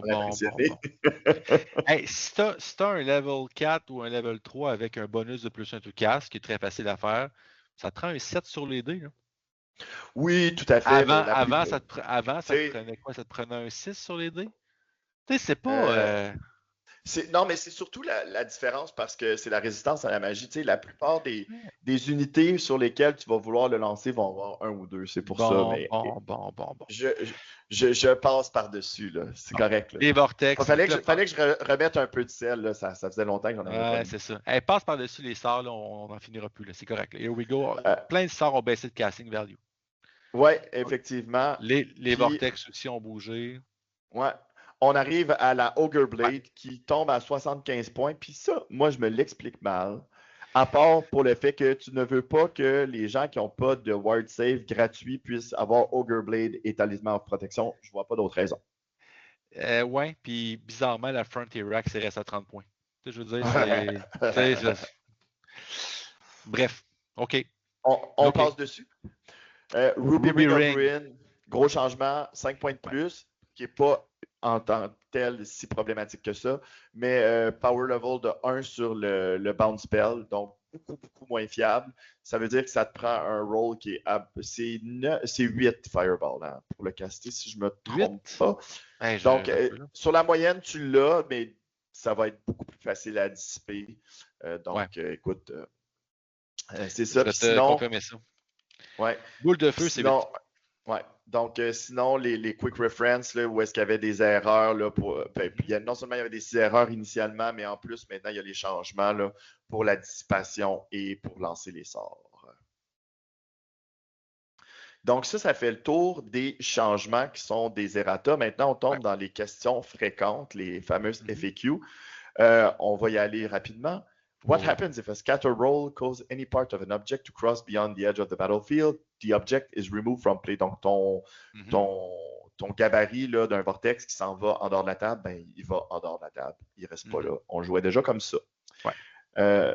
Celle-là, if a model is required to take a leadership test using its own leadership characteristics. C'est le sien et that's it. Oui, mais par exemple, stupidité, ça dit make a leadership test using its leadership characteristic. Il n'est pas écrit its own leadership characteristic. Exact.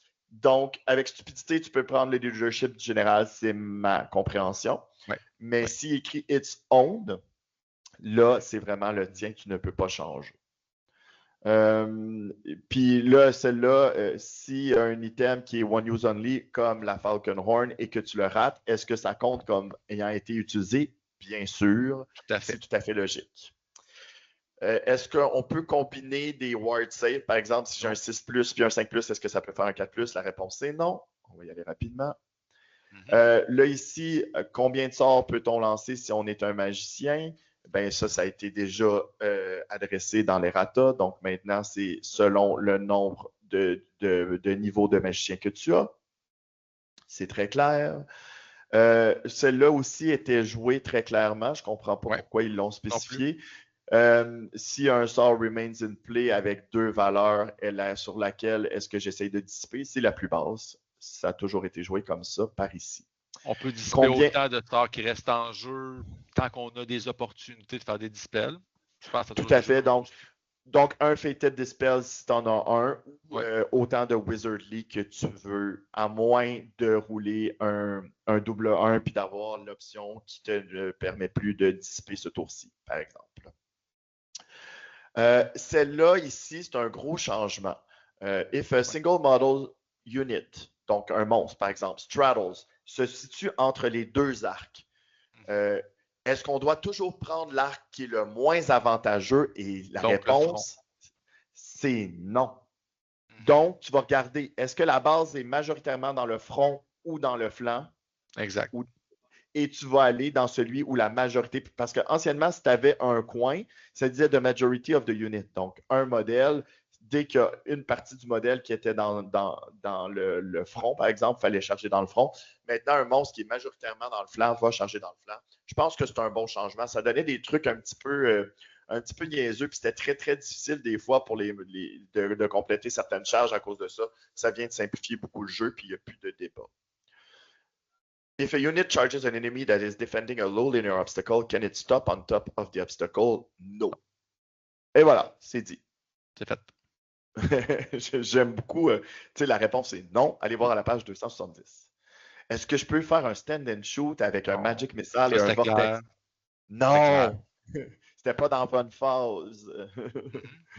Est-ce que je peux utiliser un bounce spell si j'ai marché? Non, tu ne peux pas parce que c'est la même chose que pour les Magic Missiles et les Vortex. Est-ce qu'une unité Close Order de un modèle peut utiliser le Close Order? Si tu as assez unit strength, oui. Ben oui, c'est très logique.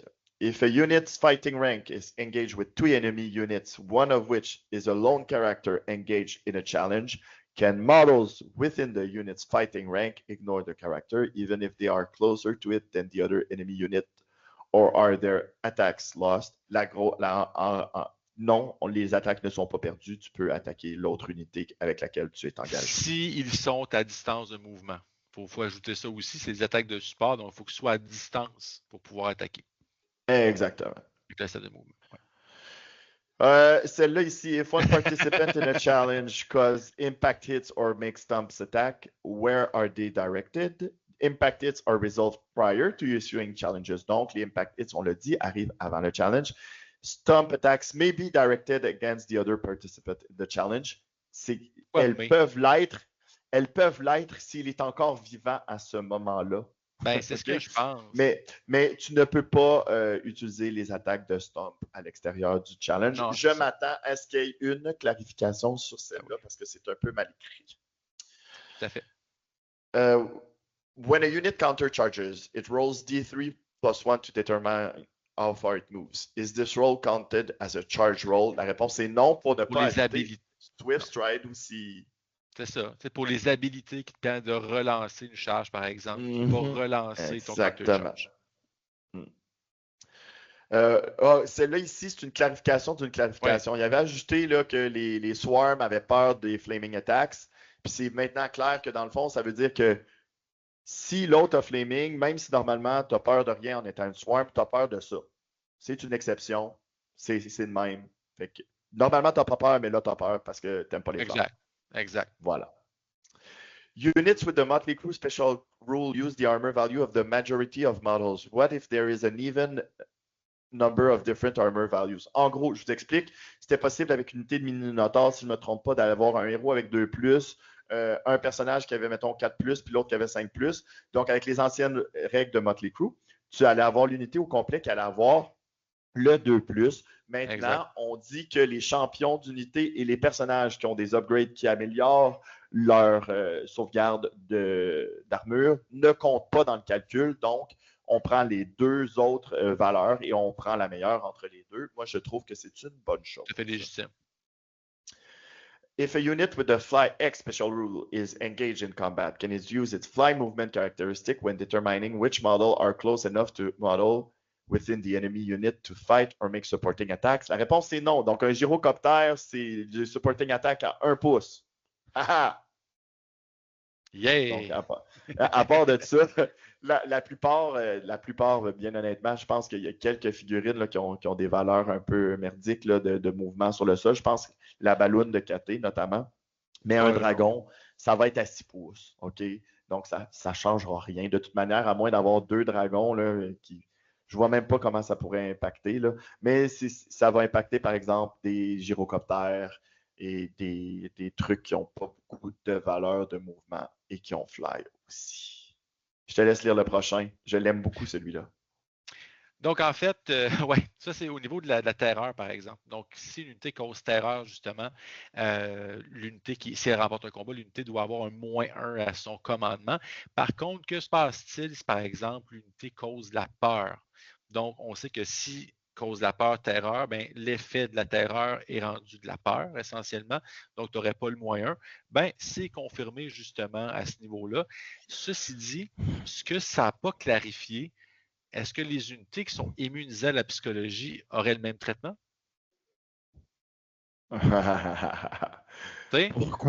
Pourquoi? Faudrait vérifier le wording, mais je pense... écoute, c'est une bonne question. Si tu es capable de nous sortir Immune to Psychology pendant que je continue de défiler. Là. Mais ça, j'aime bien là, parce que là, les gens disaient OK, ben moi, je cause terror, puis toi aussi, mais tu as -1 à ton leadership parce que c'est moi qui ai gagné. Ouais, c'est ça. Ça n'a jamais été comme ça par le passé. Je l'ai ici, immunisé à la psychologie, si tu veux. Là, si la majorité, je l'ai en français, des figurines d'une unité sont immunisées à la psychologie, l'unité réussit automatiquement tout test de peur, de panique ou de terreur. Fait que je réussis mes jets. Toutefois, si la majorité des figurines d'une unité ont cette règle spéciale, l'unité ne peut pas choisir la fuite comme réaction de charge. Notez que cette règle spéciale ne rend pas une unité immunisée à tout autre test effectué sous le commandement qui n'est pas mentionné ici. Fait que je réussis mes tests automatiquement, mais je tu as le... pareil. Ouais, c'est ma Rule as compréhension. written, c'est ça. Ouais. Est-ce que le porteur de la grande bannière peut-il avoir un leadership plus haut que mon général? Donc, can my BSB have a higher leadership than my general? No. The general is the character with the highest leadership. If this means not upgrading the character with the highest leadership in your army to be a battle standard bearer, so be it. So be it. Bon, Habitez vos couilles, Games Workshop, j'aime ça. Ouais. So be it. J'aime ça. Can a character that has joined a unit of models of a different troop type be targeted by enemy shooting? For example, if a character whose troop type is light chariot joins a unit of regular infantry, can it be targeted? Yes. Réponse est oui. They don't get a lookout, sir. J'aime bien. Ouais, un boulet de canon qui va aller pogner ton chariot, ton rider, Exactement. Exactement. If a character joins a unit that carries a magic standard, do its effect extend to the character? Yes. Ça vient répondre. Sérieusement. Celle-là, les gens qui disent ouais, mais non, celle-là, franchement. Celle-là, pour moi, ça a toujours été crystal clear, mais que voulez-vous? Il y a des gens qui avaient besoin de précision sur celle-là. Lords of Magic, je veux juste voir, attends. When deploying armies, must unit be placed completely within their deployment zone? Yes, point. Un autre buff pour les Tomb King. Mais non. Attends, là. Tu connais-tu quelqu'un qui a jamais joué ça? Ben, tu sais, je peux comprendre. C'est pas écrit, fait qu'on n'est pas obligé d'être complètement à l'intérieur de nos zones de déploiement. C'est le Holy Within. Il y a une personne. Oui, je le sais. Mais je veux dire, en quoi est-ce que c'est un buff au Tomb King? C'est curiosité. C'est une joke. La joke, moi, pouf, ça vient de me passer 8 pieds par-dessus la tête. Mais non, mais celle-là, écoute, c'était vraiment pour moi un non-sens. Les gens qui voulaient la jouer autrement là, parce que c'était pas écrit. Arcane Urgency, ça, je l'aime beaucoup. Si on l'utilise sur Random Movement, can the unit move into contact with an enemy unit? Non, parce que c'est seulement pendant la phase des mouvements aléatoires, comme pour ça. Obligatoire. Ouais. Donc, ça permet seulement de compléter une charge, ou entre guillemets, d'aller en contact socle à socle, seulement pendant cette phase-là. Donc, ça ne peut pas permettre à un mangler de bouger 2 fois et d'aller en combat. Ça, j'aime bien. Can a unit upon which Earthen Rampart has been cast make a charge reaction? No. Logique. Parce que, ouais, tu peux pas charger. Et là, ici, c'est le gros changement. En fait, la grosse précision. Earthen Rampart, tu comptes comme étant derrière un obstacle linéaire bas qui est défendu, même s'il n'y a pas de terrain entre les deux. Et la réponse est oui. Donc, maintenant, ce n'est plus une clôture anti-dragon, mais bien un mur à 360 degrés anti-dragon autour de ton unité. Donc, c'est vraiment un excellent sort défensif contre les dragons, contre les chariots, contre n'importe quoi aussi qui a plusieurs attaques, parce que tu as seulement le droit à une attaque quand tu attaques par-dessus un obstacle linéaire bas. Donc, si vous chargez quelque chose qui a Earthen Rampart, assurez-vous de pouvoir rester en combat plus d'un tour, parce que l'adversaire ne pourra pas relancer le sort de nouveau après que vous l'ayez chargé. Ça ne peut pas être relancé sur les unités qui sont en combat. Donc, assurez-vous de gagner le combat, de rester là, puis le tour d'après, ça va bien se passer pour vous. Mais le premier tour, ça va être plus difficile. Exact. Hey, tu vois, je suis super positif. Je donne des conseils aux gens pour essayer de... Avec la magie qui est quand même très forte. Ouais, mais le sort ne passera pas, fait que ça va être un non échec. Excusez. Non, mais celui-là, tu vois, c'est quand même moins pire. Il a baissé d'un, ben oui. Il a baissé de 1, puis c'est surtout que c'est un sort que tu lances sur toi-même, donc la résistance à la magie va. Je pense que tout ce qui est les vortex, ça va être encore jouable. Tout ce qui est les enchantements, ça va être encore jouable. Tout ce qui est Magic Missile et X, ça va être plus difficile. Bon, Ben, voilà, faut que tu vois, choisisses je tes me... cibles. Bon, Ouais, c'est beau. C'est bon. j'essaie d'être plus positif, là. Mhm. Et j'aime beaucoup ce changement-là. Le Moi non. fameux... Moi, je le trouve très drôle. Le fameux sort Scroll of la grenouille. Le scroll de la grenouille, on va pas essayer Scroll de le of Frog. prononcer. Le Frog Yeah, Scroll. le frog scroll. Maintenant, quand il y a quelqu'un qui a un bound spell avec un power level, on peut les transformer en grenouilles. Donc, et là, ce qui est drôle, c'est le wording est très particulier. Écoutez bien. Donc, after testing against the item's power level in place of its level of wizardry, it may be turned into an inanimate frog, rendering it useless until it turns back.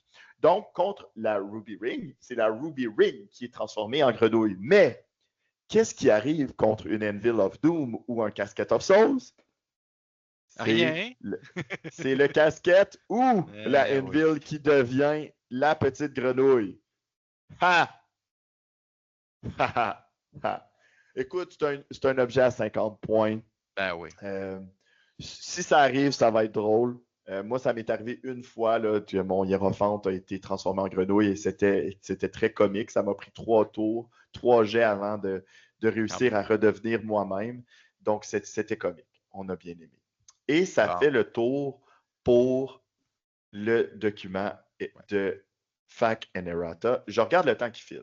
Je te propose qu'on s'en arrête là aujourd'hui. C'était déjà beaucoup d'informations. Oui. Puis qu'on fasse un épisode condensé pour les Ravening Hordes et les Forces of Fantasy. Je te laisse ton mot de la fin avant de prendre mon mot de la fin. Donc, tu vas commencer par le positif et on finit par le négatif, c'est ça que je comprends? À voir. Ah, oh, intéressant, je serais surpris. Mais en tout cas, moi, bref, j'adore. Puis j'adore, en fait, je pense qu'il faut voir ces changements-là dans leur ensemble, c'est-à-dire main dans la main avec le Match Play Guide. Je pense que ce qu'on a après 1 an et demi de sortie du jeu, il ne faut pas oublier qu'en 18 mois, là, on a quand même eu 10 Arcane Journal pour 10 armées. On a quand même eu un update significatif, un livre pour encadrer autant les tournois en équipe que les jeux en tournoi. Donc, on a énormément de stock. Je ne sais pas si c'est sûr que les gens qui n'ont pas connu l'époque de Games Workshop, là, de la 6e édition et tout, là, se rendent compte qu'on avait peut-être 2 livres d'armée par année quand on était chanceux. Là. Je ne sais pas si les gens se rendent compte à quel point qu'on a été gâtés en frais de sortie et en frais de jeu complet. Est-ce que c'est parfait? La réponse est non. Okay? Et ça ne sera pas avec cette mouture-là non plus. En passant, non, il y a encore plein de... Tu sais, dans le sens qu'il n'y aura jamais de système de jeu parfait. Personnellement, je pense que les mises à jour dans leur ensemble font du sens. Je pense que je peux get behind pratiquement tous les changements qui ont été apportés. Il y a quelques petits éléments que je n'ai pas jugé nécessaires, comme le Frenzy, entre autres, pour vrai, je ne comprends pas. Il y a des trucs que je suis moins d'accord, puis on en parlera aussi quand on sera rendu au niveau des différents livres, le Forces of Fantasy puis Ravening Hordes, d'autres changements que je trouve un petit peu particuliers. Mais essentiellement, je pense que c'est un pas dans la bonne direction où est-ce qu'on ouvre davantage d'archétypes. Je sais que tu vas dire peut-être quelque chose de différent, puis c'est correct, mais en ce qui me concerne, j'étais un peu tanné de voir les mêmes constructions d'armées over again. Puis tu sais, des armées que je trouve que ça ne fait pas thématique. Tu sais, je veux dire, une armée de guerriers du chaos sans guerriers du chaos, pour moi, ça n'a pas de sens. Je trouve ça vide. Je trouve ça ordinaire, mais tu sais, au niveau compétitif, c'était pas une option compétitive. Là, j'ai l'impression que sans l'imposer, je pense qu'on la justifie, puis je pense qu'on peut l'inclure aussi dans ce genre d'option-là. Je pense pas qu'on va voir des guerriers du chaos. On va peut-être voir des chevaliers du chaos au moins, parce que maintenant, ils ont counter-charge. Mais les guerriers, tu vois, j'ai travaillé sur des listes avec mon frère hier, puis ils sont chers, puis ils sont pas très bons. Ben, surtout si tu les compares aux Forsaken. Encore une fois, ça va dépendre dans le sens que tu peux avoir une unité Sword and Board qui va tenir un objectif, être un bon Mage Bunker, qui va faire des points, puis qui ne va pas nécessairement être une cible de choix pour l'attaquer. Mais je pense que tu peux accomplir le même objectif avec des meilleurs choix, mais ça, c'est une discussion Je pour suis pas une autre d'accord. fois. Exactement, exactement. On a deux styles différents, puis c'est correct. Mais dans le sens que, tu as des possibilités. Dans le Oh oui, sens que 100%. tu as eu des buffs, tu as eu des incitatifs à jouer autre chose. Tu n'es pas obligé de les prendre. Tu as encore des options qui sont très, très bonnes, autres que de l'infanterie. Mais maintenant, c'est que ça fait partie de la discussion. Et ça, Mhm. c'est quelque chose qui n'était pas présent avant.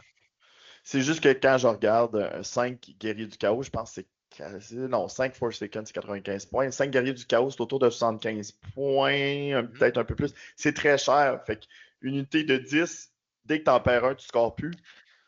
Il va falloir aller à 15.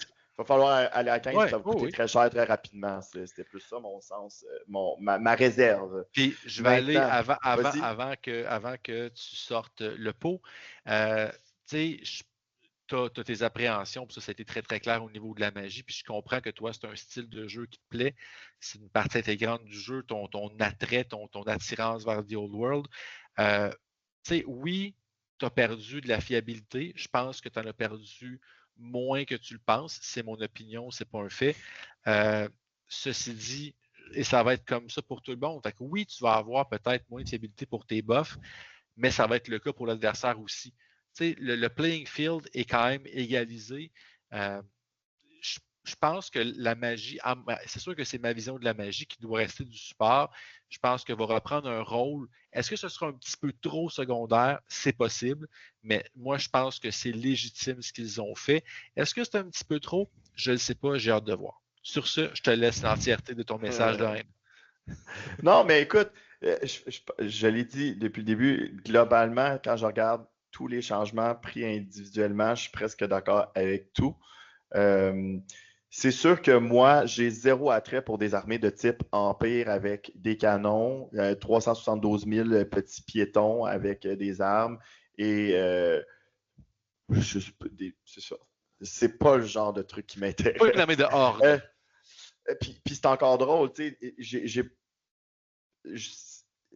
l'infanterie, ça n'a jamais été ah oui, c'est ce que je veux jouer. Tu sais. J'aime la cavalerie. La cavalerie va être très bonne pour la plupart. Juste Ouais. pas celle des rois des tombes. Puis ça, là-dessus, il n'y a pas de débat. Là-dessus, si tu trouves une façon de les faire fonctionner, écris-moi parce que là-dessus, là, il n'y a pas de débat. Je suis d'accord. Mais sinon, j'aime pas non plus tout ce qui est machine de guerre qui est trop fiable. Les canons, personnellement, me faire tirer 3 fois puis dire OK, ben je suis mort. Quand c'est trop fiable pour moi, puis ça, c'est pas quelque chose qui change. Je sais que leur potentiel offensif a quand même été diminué, mais ça reste ultra fiable.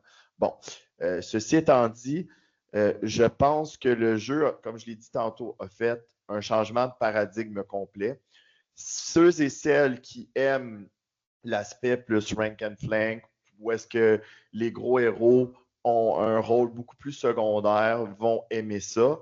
Ceci étant dit, je pense qu'un héros qui va être dans une unité, je pense que les armées qui vont avoir la possibilité de mettre un héros dans une unité de cavalerie qui est très résiliente vont avoir un énorme avantage, va venir un peu combler le vide du gros personnage sur dragon qu'on va peut-être un peu moins voir. C'est pas toutes les armées qui ont accès à ça, encore une fois, fait que ça va faire une espèce de shift de niveau d'armée d'un autre côté à l'autre. Pour ma part, je ne m'en cacherai pas, j'ai des grosses réserves. Est-ce que je vais trouver mon compte autant dans le jeu que je le trouvais dans la première version? Je me donne plusieurs mois pour tester avec mes deux armées, mais si je n'ai pas de plaisir à jouer les deux armées que j'ai en ce moment, je ne m'en achèterai pas une troisième. C'est là, moi, un peu que je tire la ligne dans le sable. En ce moment, je travaille sur des listes, il y a des choses qui me tentent, je vois des possibilités. Est-ce que je vais avoir autant de plaisir? C'est ce que je vais voir. Je me souhaite d'avoir du plaisir. Je veux me tromper, mais c'est ça. J'ai des réserves. Fait que je suis prudemment pessimiste. Okay. À la place d'être prudemment optimiste. OK. Ben écoute, on verra, puis je pense que elle nous dira, puis tu joues beaucoup de parties aussi, fait que tu vas pouvoir. Dans 2 semaines, je vais le savoir. Ouais, c'est ça. Mais en tout cas, bref, on pourra faire un follow-up, puis nous, on aimerait avoir vos opinions, en fait, aussi. Tout à fait. Donc, n'hésitez pas à commenter, puis éventuellement, on vous sortira une vidéo là, sur le Ravening Horde puis Force of Fantasy. Mais n'hésitez pas. Donc, commentez, puis that's it. Puis je tiens à dire, je suis extrêmement heureux pour tous ceux qui trouvent leur compte là-dedans, pour tous ceux qui avaient des grosses doléances avec la version 1.0, qui disaient « Ah, moi, j'aime pas ça, il me manque ce fil-là. » Je suis super content pour vous. J'espère juste, moi, trouver le petit quelque chose qui m'allume encore. C'est plus de ce côté-là où est-ce que j'ai mes petites réserves, mais probablement que dans 2 semaines, je vais dire « Hey, Alex, j'ai joué ça, c'est malade! » Bref, on va pouvoir s'en reparler. Merci beaucoup, Seb. Puis, on vous souhaite d'avoir encore plus de plaisir dans ce nouveau vieux monde. Et on se dit à la prochaine fois. Salut!